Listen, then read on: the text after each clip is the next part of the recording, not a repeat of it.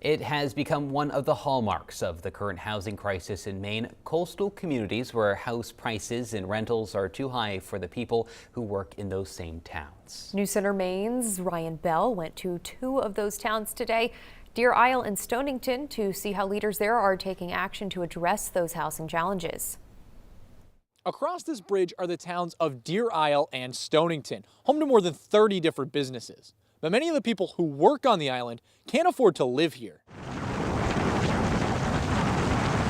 The affordability issue has been kind of creeping along for some time now. That's why leaders from both towns came together to do something about it, conducting a year-long housing study. Conclusion is, this is not rocket science. It's just much harder than rocket science. Among many findings, the final report reveals that nearly half of all businesses on the island are providing housing in some capacity for their employees. I mean, it didn't used to be that way. I think everybody knows that, but they've seen it as a part of doing business. The report also finding that more than 100 jobs on the island are vacant. Business is shrinking because of a lack of labor. That lack of labor is being caused by the lack of housing. The report said there's no one silver bullet solution. We need silver buckshot here. Leaders behind the study also highlighting some recommendations for the island, like building a mobile home park and improving financial education.